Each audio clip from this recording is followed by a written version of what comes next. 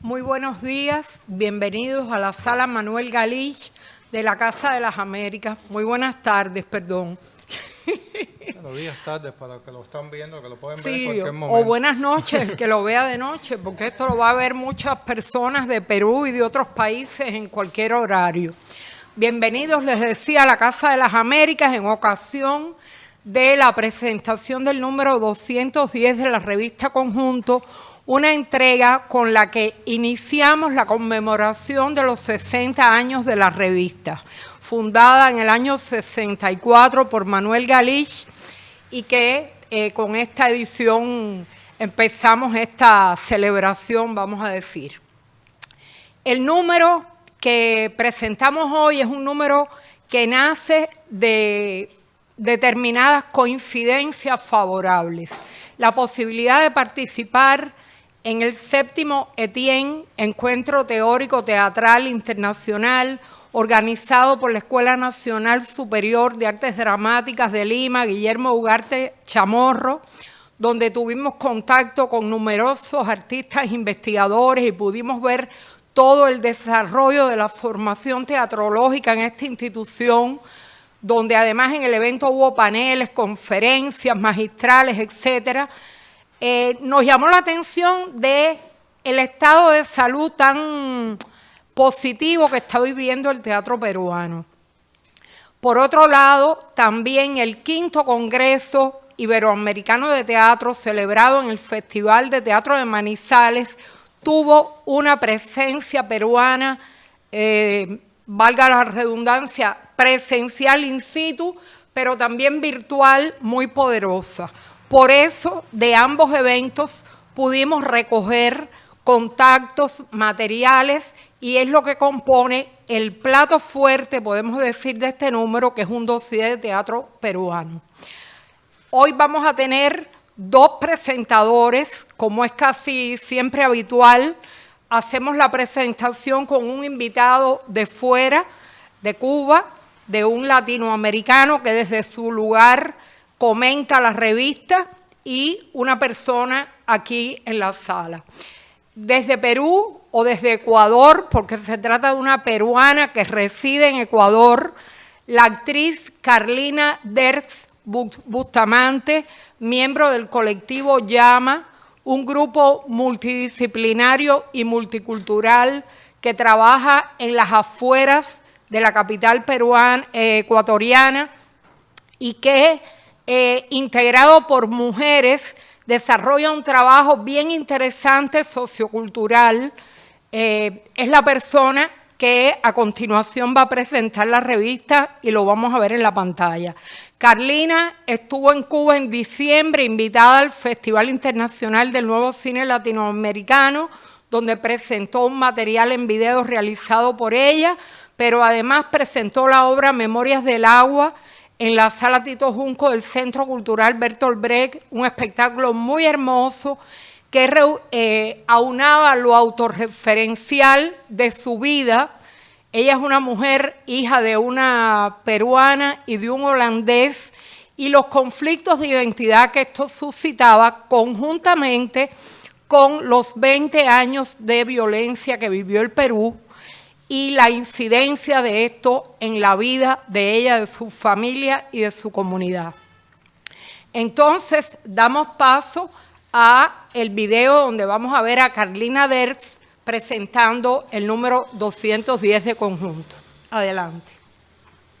Hola con todas y con todos, con todes. Estoy súper contenta de poder hacer esta presentación que no solo es una presentación, sino que al mismo tiempo es del cumpleaños 210 de una revista que nos marca, una revista que nos teje, nos hace reflexionar, pero que sobre todo nos inspira como latinoamericanos y latinoamericanas, y como personas que hemos hecho del teatro nuestra vida, nuestra manera de reflexionar, de mirar la sociedad y de existir.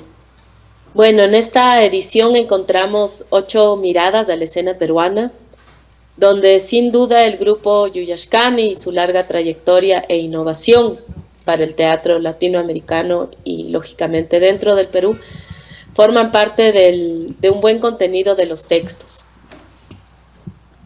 La revista también aporta otras miradas de la escena en Ecuador, Colombia y Cuba, haciéndonos un recorrido por varios festivales de larga trayectoria, como es el Festival de Mujeres en Escena por la Paz, que organiza la Corporación Colombiana dirigida por Patricia Ariza. También está el Festival de Teatro en Manizales, Colombia, y el Festival de Teatro de La Habana en Cuba. Estos textos nos cuentan un poco sobre las obras que se presentaron en estos festivales y de alguna manera nos hacen siempre un hincapié a la realidad, a esta lucha por la paz en el caso de Colombia y esta diversidad que tiene también el teatro cubano en esta presencia del Festival de Teatro en La Habana, ¿no? Hay también un texto importante que destaca el aporte educativo en la residencia artística Pacarina del Grupo Contra el Viento Teatro en Ecuador, destacando también el hecho de hacer una educación a través de grupos y de la experiencia. Quisiera hacer un momento, una parada en la portada de la revista, que a mí me llamó mucho la atención porque, como les dije, yo había leído todos los textos y no había visto ninguna foto, y pues cuando leí un texto llamado Combinación, es un texto, un guión de Vera de la Torre, que creo que esto también es un aporte importante de la revista, que no solo hay crítica y reflexión, sino también hay un guión de teatro, ¿no? Cuando leí el guión y posteriormente vi la foto, me dio muchas ganas de ver la obra montada, porque es una obra que habla de las combis en el Perú, que son estos carritos chiquitos, que son como buses chiquitos, donde meten a un montón de gente, ¿no? La obra justamente se pregunta qué pasaría si un día en la combi entran 5 y otro día entran 10 o 30 millones, ¿no?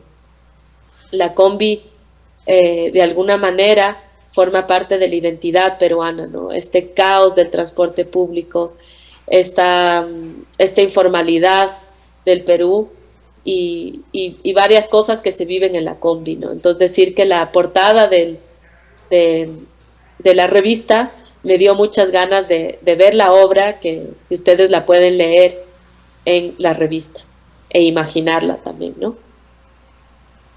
La revista abre con un texto de Percy Encinas, un dramaturgo e investigador peruano, para hablar sobre la explosión de obras de teatro que fueron creadas después de la pandemia, que fueron estrenadas después de la pandemia.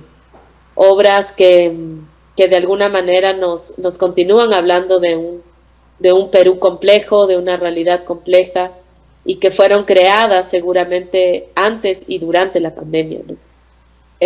Haciéndonos un recorderis de que los tiempos difíciles no detienen el teatro y que el teatro es un sector en auge que siempre estará aportando a la vida, ¿no?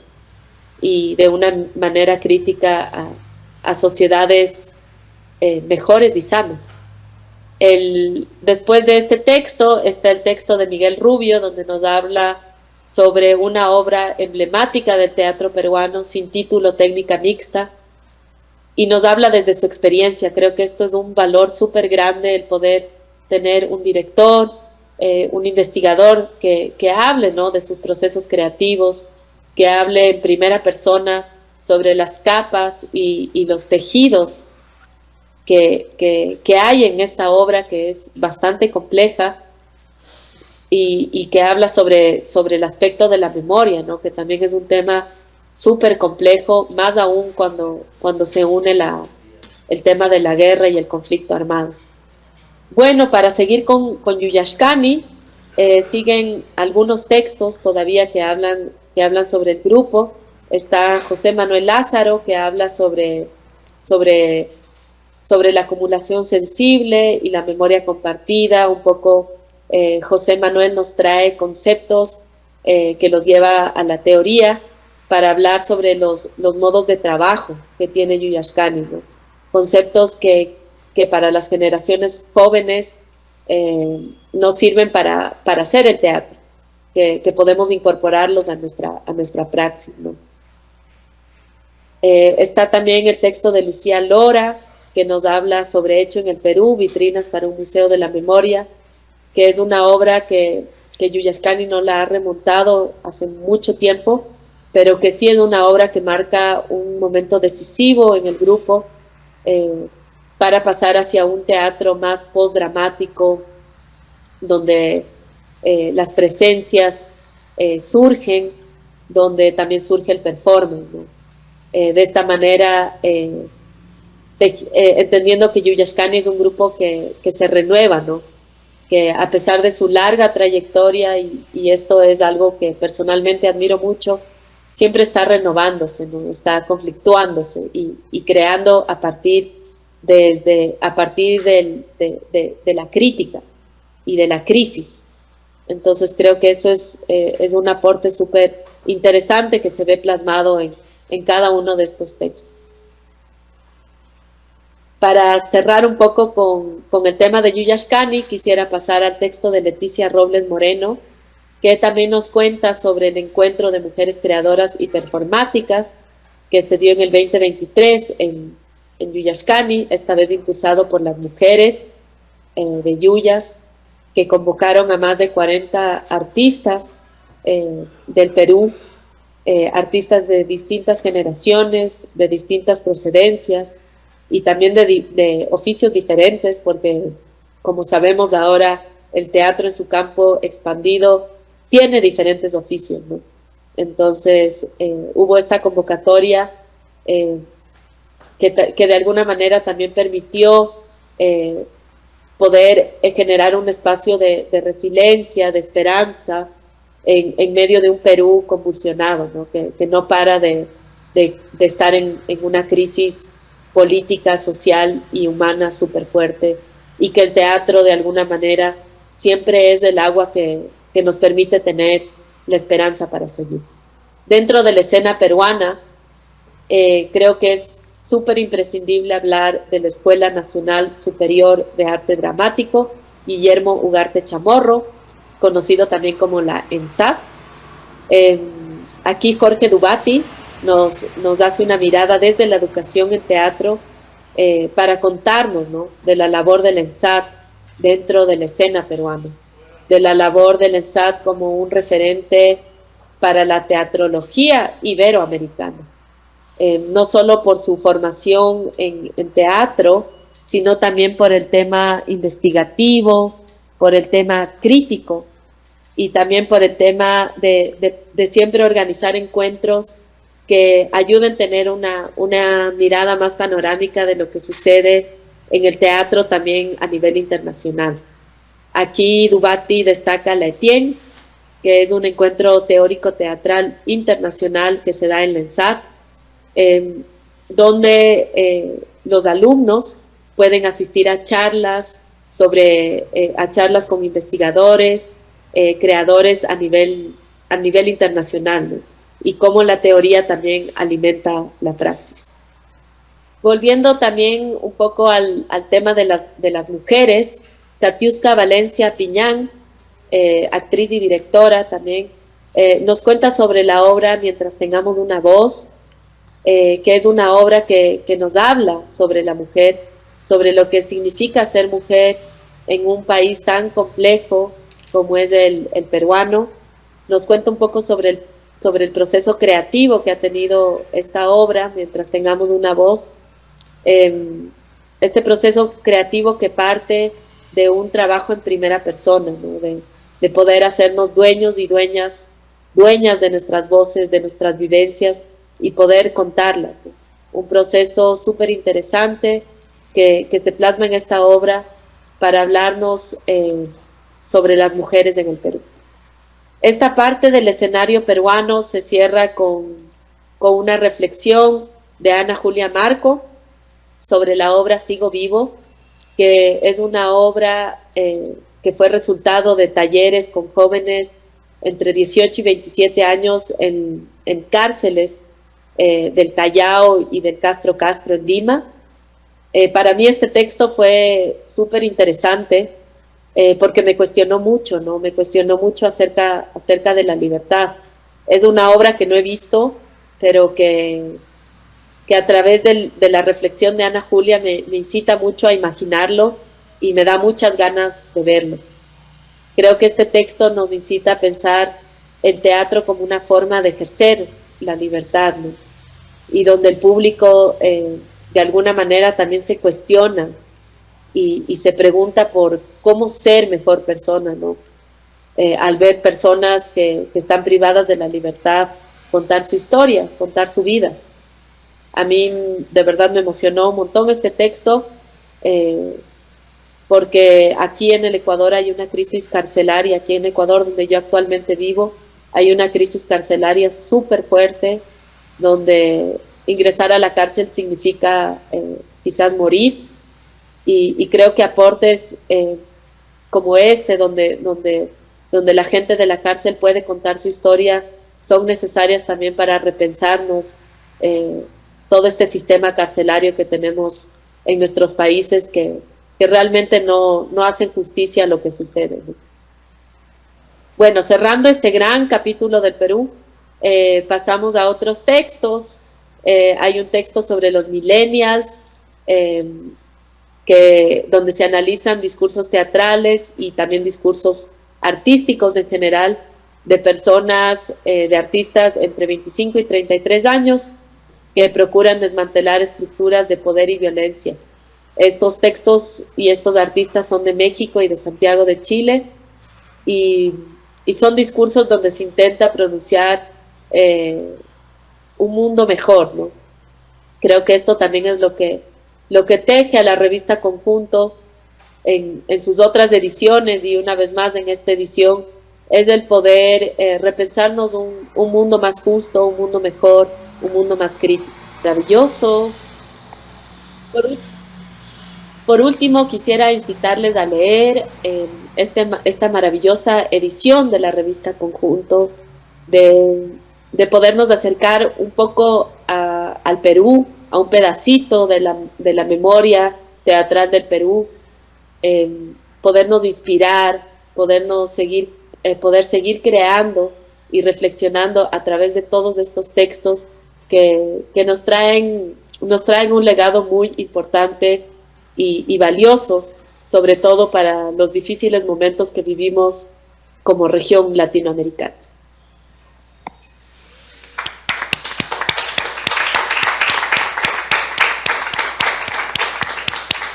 Bueno, yo le agradezco desde acá a Carlina Derks Bustamante esta lectura apasionada de la revista, ligada a una realidad a la que ella misma también pertenece. Y para la segunda parte presencial, ahora sí como el teatro, tenemos a Jaime Gómez Triana, vicepresidente de la Casa de las Américas, que está aquí hoy en su condición de teatrólogo, para también compartirnos sus impresiones y sus valoraciones sobre este número, el más reciente de Conjunto. Bueno, muchas gracias a Vivian y gracias a todos ustedes por seguir acompañando a Conjunto, también a los que pueden después tener acceso a esta presentación a través de YouTube, a través del video. Es una fiesta para cualquier publicación del planeta llegar a 60 años. Sin lugar a dudas, que estemos hablando de 60 años y que además se trate de una publicación de teatro, es sin lugar a dudas una alegría extraordinaria.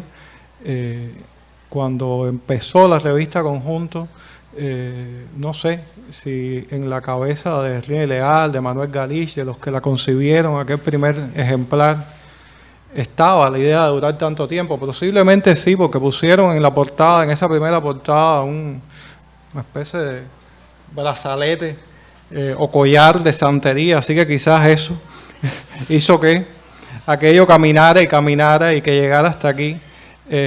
Pero quizás lo más relevante es la potencia con la que llega. O sea, uno puede ver revistas de mucho tiempo que son revistas cansadas, donde uno pues encuentra un artículo de interés, dos artículos de interés, pero hay como algo que tiene que ver con cierta inercia. Como lector de conjunto, como hacedor en una época de conjunto, con toda la tensión que supone hacer el número, porque no se trata de un viaje siempre placentero, hay mucha tensión detrás, mucho trabajo detrás de cada número.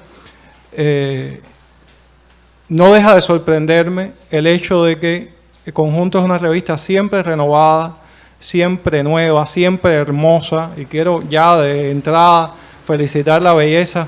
Yo creo que, Iván, ahora sí puedes aprovechar y poner las imágenes de la revista y que la podemos ver, la belleza de este número, el diseño extraordinario de Pepe Menéndez, que hace que la revista en efecto pueda ser pensada como algo que me gusta decir, y me gusta decirlo en realidad solo para la revista Conjunto. Hay una tradición de las revistas académicas del teatro que no tienen esa característica, y por tanto además no puedo hacer este elogio. La revista puede ser también pensada como una puesta en escena desde el papel. Yo siento que si algo tiene la revista Conjunto, y ya lo digo en general, pero también se aplica por supuesto a este número, es la posibilidad de que nos encontramos con una dramaturgia desde la reflexión, desde la preocupación, desde la selección de los textos, desde la selección de los autores, desde cómo cada texto dialoga con el siguiente y todos ellos, incluso con el número anterior y también de alguna manera con el número siguiente.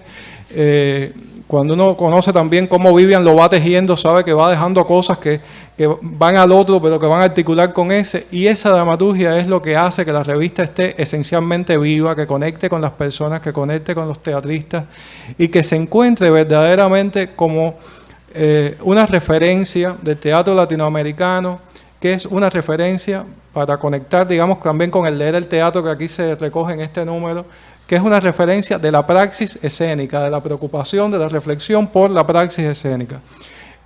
Y es muy interesante cómo Conjunto, a lo largo del tiempo, y también en este número, logra articular panorama, dramaturgia, reflexión de creadores, directores, de actores, de gestores de procesos desde la propia creación, que hablan desde su experiencia de creación, con también la reflexión sobre festivales, sobre procedimientos, sobre algo que podríamos llamar en este caso, en este número, sociología o antropología del teatro, en ese artículo que se mencionaba de los millennials, que es un artículo muy interesante porque no está hablando exactamente de los temas, sino que está hablando desde el lugar, desde donde esas nuevas generaciones construyen y piensan el teatro, y piensan también la manera de organizarse en el teatro para producir un tipo de lenguaje particular que intente también desmontar la violencia y que intente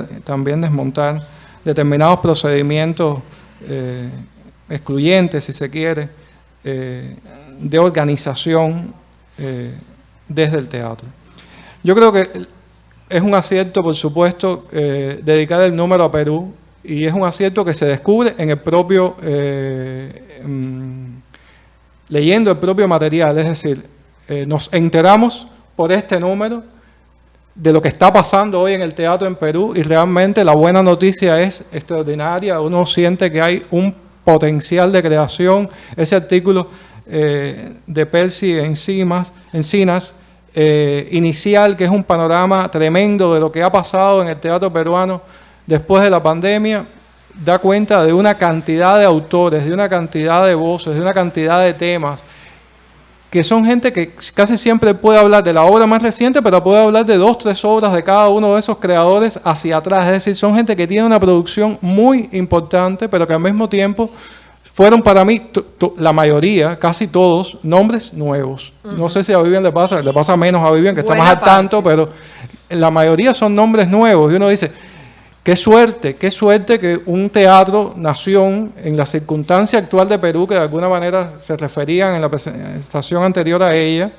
esté dialogando desde la escena con esa realidad de una manera tan fuerte, de una manera tan potente, con esa producción de textos, con esa producción de espectáculos y con esa, digamos, diversidad de abordajes, porque también es muy interesante el hecho de que él incluye, por ejemplo, musicales, incluye estrategias de un teatro que no son exactamente estrategias de un teatro comercial, pero que de alguna manera están dando un diapasón muy grande de géneros o de maneras de hacer la escena, Y que refiere también, perdóname, la aparición del humor como un elemento novedoso. También, que es muy curioso. También, que es muy curioso también, porque para nosotros, por ejemplo, eso obviamente es más normal, pero allí no ocurre de esa manera y él lo refleja. Y lo interesante es que él sigue anotando un grupo como el grupo primero, el grupo puntero, el grupo... Y ese grupo es el que todos conocemos, también lo conocemos muy bien aquí en Cuba, y es el grupo Yu Ascani. Sin lugar a dudas, o sea, aquí yo sí me mojo con eso totalmente. Para mí Yu Ascani es el grupo de teatro más importante del teatro latinoamericano. No porque sea el único, hay muchos grupos notables e importantísimos del teatro latinoamericano, pero verdaderamente la transformación en el tiempo de Yu Ascani es una cosa extraordinaria. El hecho de que Yu Ascani se haya reinventado y que esté todavía hoy en capacidad de reinvención permanente realmente es asombroso.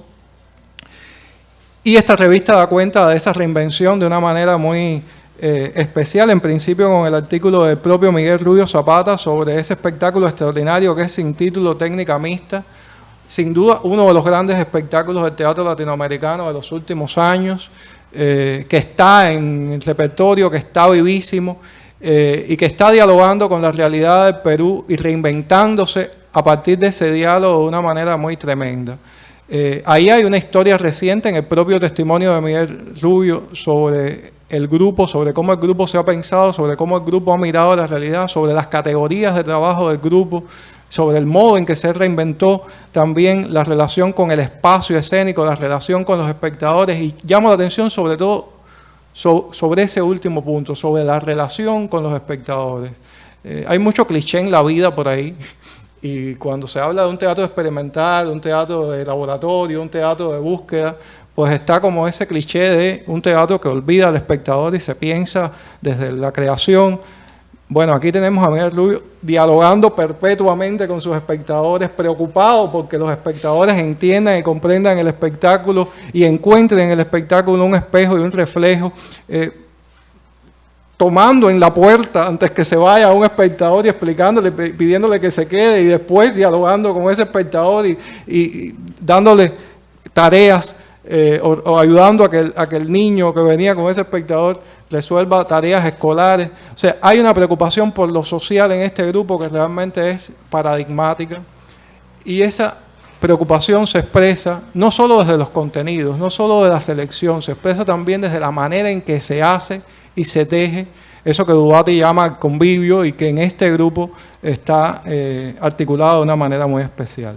Sobre eso, justamente, bueno, quiero decir una cosa, y es que este año, que celebramos también el 65 aniversario de la Casa de las Américas, y que queremos dedicar ese 65 aniversario a los jóvenes, ahora cuando estaba buscando a qué edad llegaron determinadas personas a la Casa de las Américas, Miguel Rubio llegó en el año 83 por primera vez y tenía 32 años, ¿no? Entonces también es una suerte que una revista como conjunto desde la Casa de las Américas esté mostrando también esa continuidad de una amistad, de un diálogo, de un intercambio con un creador que sigue reinventándose, ¿no? Y bueno, decía, todo ese aporte de Yu Ascani está aquí también articulado a partir de dos voces críticas, la voz de José Manuel Lázaro, que escribe un artículo que se llama Los tejidos de la memoria, acumulación sensible, memoria compartida en las experiencias de creación colectiva de Yu Ascani, y donde José Manuel Lázaro adelanta categorías de trabajo que Yu Ascani ha puesto en práctica, ha ido desarrollando y ha ido descubriendo y ha ido dándole contenido a esas categorías, y que hoy son categorías de la práctica propia de trabajo del grupo. Y lo más interesante es que este crítico las saca del grupo y las ofrece, digamos, a partir del análisis concreto de esas categorías, a otros posibles creadores que puedan trabajar a partir de ellas, ¿no? Yo creo que en ese sentido, yo siempre digo que por suerte los apellidos del teatro latinoamericano no son tan sonoros como los del teatro ruso, polaco, alemán. Entonces cuesta mucho trabajo decir en Latinoamérica hay un teatro Santiago Garciano, o un teatro Miguel Rubiano, o eso no existe, no lo decimos, o sea, decimos stanislavskiano, grotowskiano, brechtiano, pero no decimos, no imponemos categorías del teatro, de los grandes maestros del teatro latinoamericano a otros procederes. Y eso es buenísimo, la verdad. No hay tanta copia por ahí, ¿no? Hay imitación, pero no tanta copia. Pero lo cierto es que sí hay mucho que aprender del trabajo de esos colectivos. Bueno, veo al embajador de Perú y lo saludo afectuosamente. Por Bienvenido. su cercanía también a la casa y al teatro peruano y a su relación con la casa. Y bueno, ese trabajo es muy interesante, como lo es también el de Lucía Lora, una de las grandes maestras teóricas de Perú en este momento, articuladora de ese evento que luego la propia revista menciona, y que es un trabajo sobre otro de los grandes espectáculos sin duda emblemáticos de Yuyascani, un espectáculo que por suerte pudimos ver aquí en la Casa de las Américas en el año 2008, ¿sí?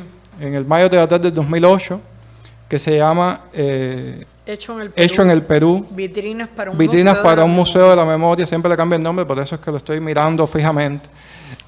Hecho en el Perú. Y que es, bueno, la teoría de la performance, la teoría de los actos de habla, todas esas teorías que han sido muy importantes para el teatro latinoamericano y para el teatro en sentido general, a veces se aplican de unas maneras muy extrañas y a veces nos quieren pasar gato por liebre con determinados espectáculos. Este espectáculo es todo eso, pero lo es de una manera orgánica, profunda y conectada con la identidad de un país como ningún otro. O sea, yo creo que cualquiera que haya tenido la oportunidad de entrar en un mercado latinoamericano y haya tenido la oportunidad de entrar en el espectáculo, en el escenario, en la puesta en escena de Hecho en el Perú, se da cuenta de que se está en presencia de un grupo de teatro que descubre una manera de hacer que es particularmente nuestra y que posiblemente esté conectada con la preexpresividad anterior a la conquista. Es decir, o sea, hay una manera de presentar los cuerpos, hay una manera, bueno, hay mucha investigación en Yuyascani y en Miguel Rubio sobre el mundo andino, sobre las tradiciones del mundo quechua, sobre las tradiciones de la fiesta popular indígena del Perú, y todo eso de alguna manera se amalgama ahí y se ofrece como una especie de kermés, como una especie de fiesta popular, donde al mismo tiempo está la radiografía profunda de los horrores de una nación y de cómo esos dolores pueden ser de alguna manera compartidos desde la biografía de los actores y las actrices que se cambian de atuendo, de máscara, y dejan ver en determinados momentos de recomposiciones de esas vitrinas cíclicas donde es el espectador quien escoge su propia dramaturgia, porque es uno el que se mueve por el espacio, deja ver a veces el cuerpo. Y llamo la atención sobre el hecho de cómo Lucía detecta eso, que yo creo que realmente es muy importante, el hecho de que el actor, a partir de un grupo de espectáculos para acá, pero de manera especial, el actor de Yuyascani, ya no es más el personaje, siempre es el actor que está ofreciendo el personaje de una manera, digamos, brechtiana, con una articulación, digamos, de esa noción de gesto brechtiano, que Lucía Lora no rescata, pero yo no dejé pensar en ella en ningún momento a partir de que leía su texto. Pero hay sin duda alguna una interpelación muy profunda a la realidad desde el personaje, desde un actor crítico. O sea, eso que decimos tanto, la visión del lector crítico, de preguntarnos qué es este mundo, cómo podemos mejorarlo, decía también la anterior presentadora, está muy claro en ese actor que asume una tarea, un rol de mostrar no solo el personaje, sino mostrar también la realidad de ese personaje, la realidad de un país, la historia toda de esa biografía nacional, personal, íntima al mismo tiempo. Bueno, Dubati está aquí como entrevistador y está aquí como entrevistador de tres creadores, de la propia Lucía Lora Cuentas, de Yasmín Loaiza Juárez y de Gilberto Lorenzo Romero Soto, a propósito del trabajo de esta escuela que tanto Vivian como la anterior presentadora mencionaban, la Escuela Nacional Superior de Arte Dramático Guillermo Ugarte Chamorro, la ENSAT, y del Encuentro Teórico Teatral Internacional que organiza esta escuela en contacto, en diálogo con el propio Dubati y con una universidad de Buenos Aires. Y es muy interesante que también aquí hay un modelo de teatrología, hay un modelo de acercamiento que luego se va a completar, una vez más refiero, el leer el teatro, y ya hablo directamente de ello porque me parece de lo más notable que la revista aporta, y es que en la sección Leer el teatro, María Natasha Koch, en un texto que se llama Innovación en el pensamiento teatral iberoamericano, presenta el 4º volumen de artistas, investigadoras, investigadores y producción de conocimiento desde la escena. Es una serie de 4 volúmenes, aquí se presenta el 4º, y la noticia es que la revista, ahora que es digital y que ahora que tiene hipervínculos, tiene el link donde se pueden descargar los 4 volúmenes, y hay ahí una historia potente, reciente, de una zona del teatro latinoamericano, particularmente esa zona que tiene que ver con Perú y con Argentina, pero que realmente hay artículos muy interesantes, escritos desde un lugar que es el lugar justamente que le interesa destacar a este evento, sobre el cual dialoga Dubati con sus creadores, al Encuentro Teórico Teatral Internacional, que es el lugar de la praxis escénica, del pensamiento escénico. El pensamiento escénico es la puesta misma y es el proceso de concepción de esa puesta. En algún momento hubo demasiada hegemonía de los teóricos y de los teatrólogos, y en algún momento hubo una rebelión frente a eso, y los directores y los actores empezaron a hablar. Los nuestros no hablan mucho todavía, pero bueno, en América Latina y en el mundo los actores y los directores empezaron a hablar, y qué suerte que lo empezaron a hacer, porque empezó a aparecer ahí otro teatro, empezó a aparecer ahí otra manera de comprender el hecho escénico, y de eso da cuenta tanto la entrevista de Dubati como el leer el teatro, y yo creo que para nosotros también es una referencia para nuestra propia escuela, para nuestra propia departamento de teatrología y dramaturgia, para los procesos de formación, y lo estoy seguro que lo va a hacer también para otras escuelas y otros procesos de formación en todo el continente. Bueno, se hablaba también de combination, no sé exactamente cómo pronunciarlo, es la mezcla de combination, es la mezcla de combi con nation. El título de esta obra de César Vera La Torre, que es una obra extraordinaria, porque no es una obra postdramática para nada, es una obra convencionalísima, y sin embargo tiene un nivel de ruptura de la espaciotemporalidad, de la dinámica del diálogo, de la concepción de los personajes, que es extraordinaria, y que plantea infinitos desafíos a una posible puesta en escena. Me encantaría a mí también ver la puesta que se comenta en el primer artículo de la revista y que está en la portada, porque sin lugar a duda escoge muy bien el modo de acercarse a una reflexión sobre el futuro de Perú, que perfectamente puede escalar desde ahí hacia una reflexión sobre el futuro del mundo contemporáneo. O sea, ¿qué le preocupa a las nuevas generaciones? ¿Qué le preocupa al mundo de los padres, al mundo de los trabajadores irregulares, a las mujeres?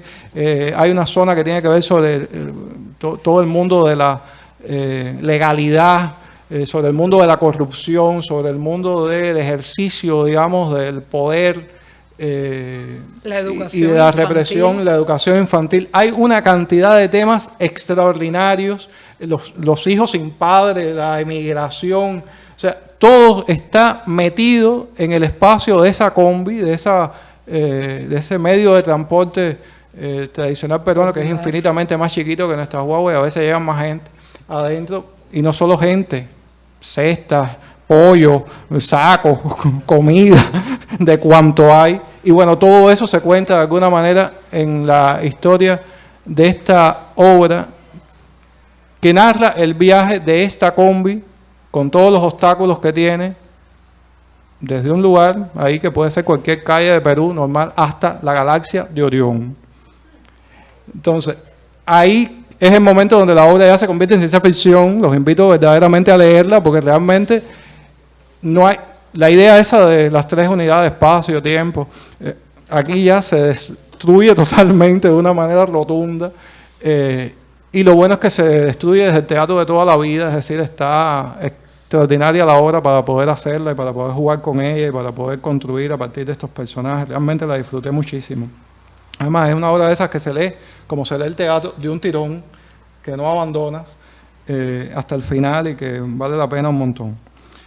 Bueno, lo otro que disfruté mucho en esta revista fue el texto de Leticia Robles Moreno, con unas ganas inmensas de irme a participar de ese encuentro de mujeres, donde supuestamente no puedo participar porque era un encuentro solo de mujeres creadoras performáticas 2023, se llama Nuevos Saberes, Efectos Compartidos en la Casa de Viviascani, y que evidentemente fue una fiesta, pero lo que más me gusta es la metodología que uno puede reconstruir ahí para hacer comunidad, para hacer grupo, para alimentar la solidaridad, para alimentar el encuentro, para pensar el futuro, para pensar el presente, para reconstruir la memoria.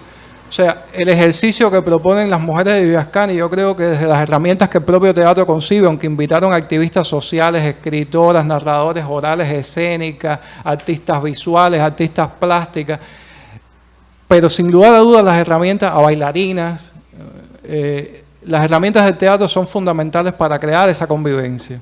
Y ese espacio que tuvo una zona cerrada, que se cuenta como la más disfrutable, sin lugar a dudas, de ese encuentro, donde solo estuvieron estas mujeres conociéndose, compartiendo experiencias, acompañándose en el proceso, y una zona ya abierta donde se montaron espectáculos, se mostraron performances, sin lugar a dudas se presenta como un tipo de encuentro, como un tipo de, iba a decir de espectáculo, no es un espectáculo, es un tipo de convivencia, un tipo de utopía concretada, para decirlo de una manera, realmente maravillosa y evidentemente muy placentera. Yo siento que hay una defensa también de la felicidad y de la lucha desde los espacios de la alegría y la felicidad, como le gusta decir a Bercy, que rescata, a Bercy es una compañera nuestra de aquí de la Casa de las Américas, que está muy bien rescatada aquí desde los espacios de feminismo que este encuentro de mujeres levanta.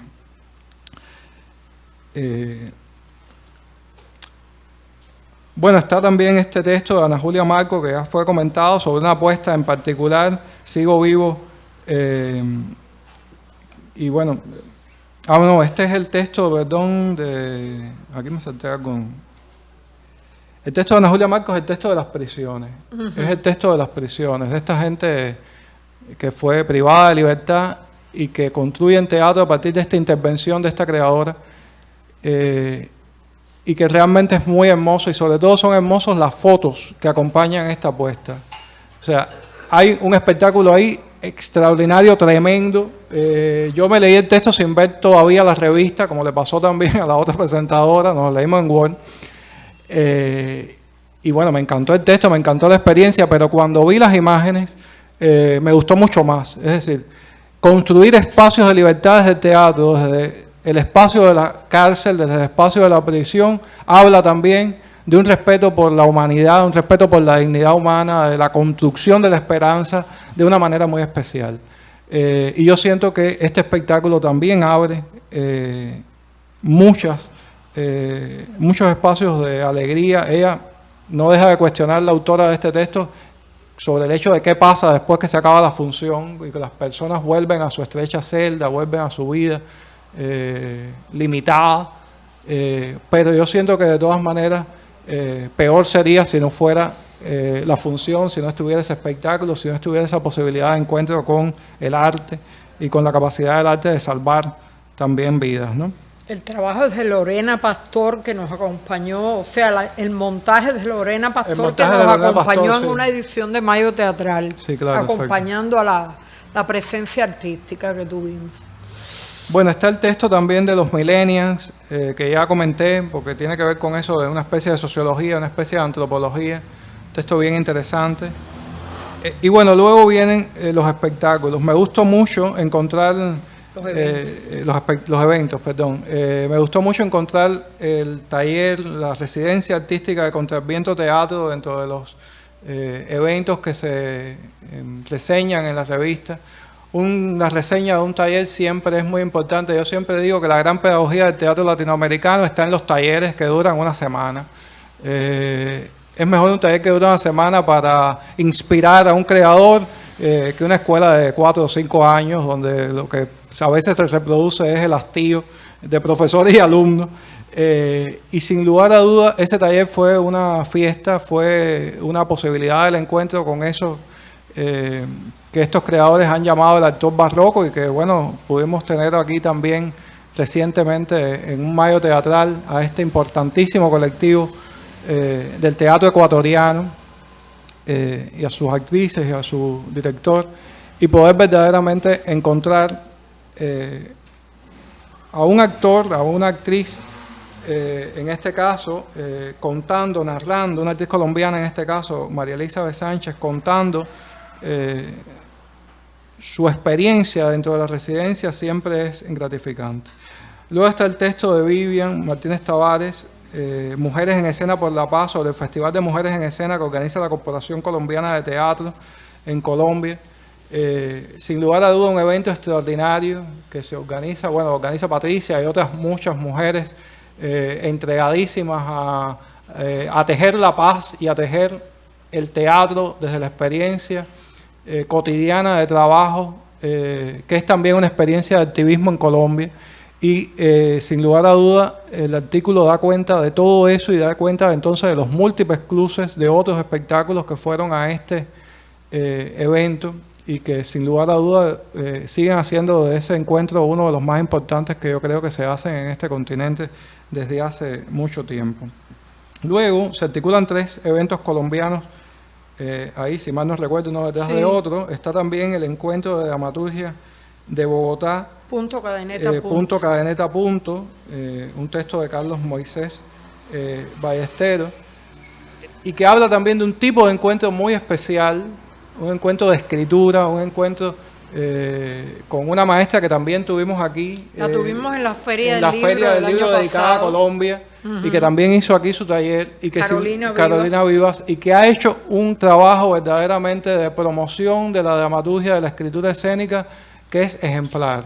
No solo por la gente que ha convocado, por los grandes autores y dramaturgos que ha convocado, sino por la manera en que el encuentro se ha convertido también en escuela para la dramaturgia nacional, y ya hoy son visibles muchos autores que están vinculados a este encuentro de una manera muy íntima, muy cercana, y que agradecen mucho tener la posibilidad de un encuentro de esta naturaleza. Yo creo, Vivian, que no hay encuentros como ese en el continente, así de dramaturgia específicamente, con ese interés. De esa manera, no. De esa manera, con ese foco puesto en la escritura.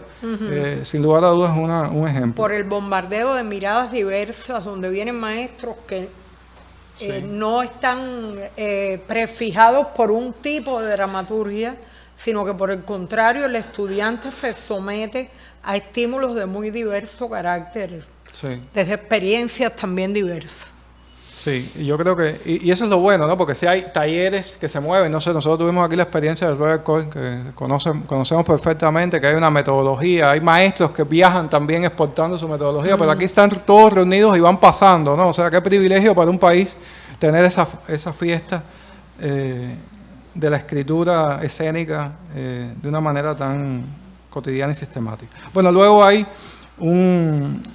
una reseña sobre el Festival Internacional de Teatro de Manizales, la 55 edición. Ese es el festival latinoamericano más importante de todos los tiempos.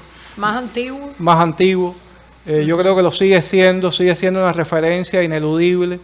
Y me gusta mucho la presencia de África en este festival. Vivian, no sé si viste esa obra, si puedes contar de ella. Extraordinaria. La recomendé al Consejo Nacional de las Artes Escénicas, ojalá la podamos tener en un festival de teatro de La Habana. Pero ahora que hablamos tanto de la necesidad en Cuba, y yo creo que se ha venido hablando y cada día de la necesidad de descolonizar, de la necesidad de tener otros referentes, de la necesidad de mirar a otras realidades, a otras teatralidades, el hecho de esa interconexión entre la dramaturgia y la teatralidad de Latinoamérica y el diálogo con esa dramaturgia africana, es del Congo la apuesta, creo. Sí, montada por Hassan Kouyaté, que además es un gran amigo del teatro cubano, narrador oral, yo creo que es muy interesante realmente esa confluencia, y me alegra mucho que Manizales siga apostando, digamos, por una esencia en un mundo donde los teatros se vuelven en vitrinas extrañas de lo comercial,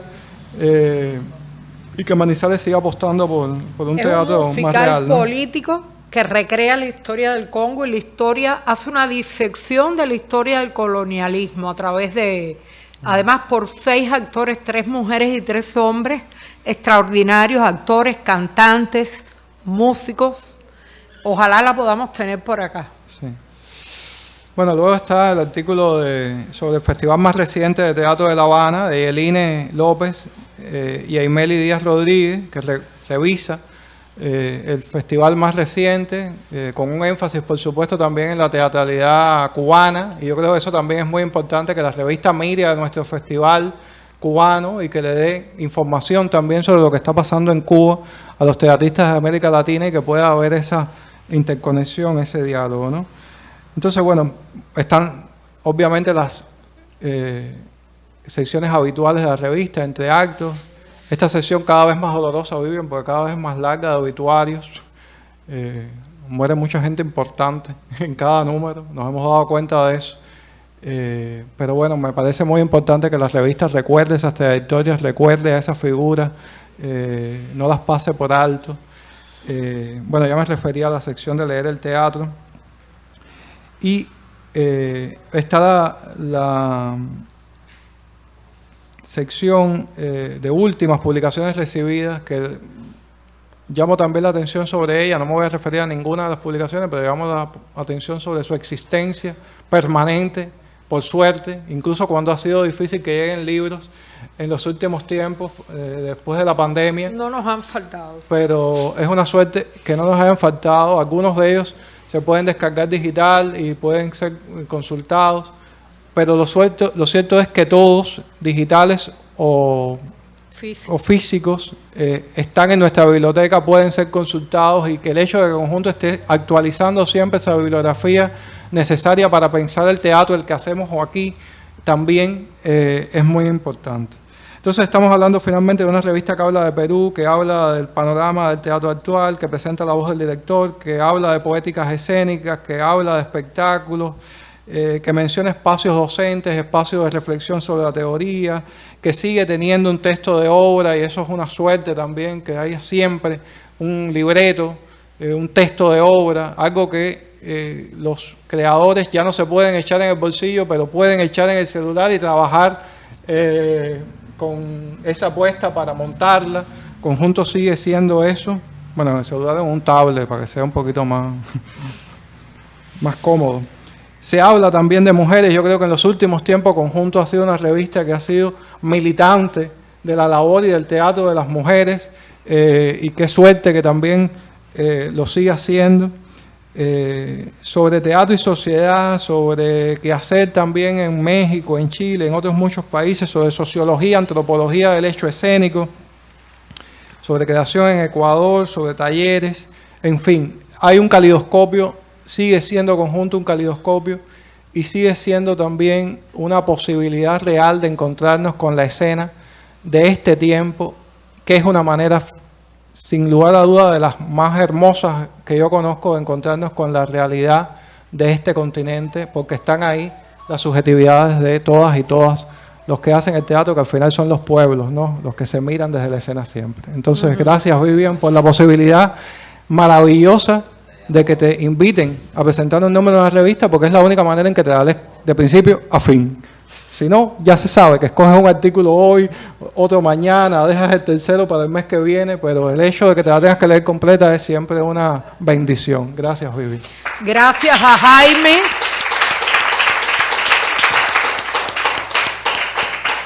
Hemos tenido la suerte, y yo me congratulo de ello, de que los presentadores se toman su trabajo muy en serio, comparten con ustedes valores de los números, los invitan.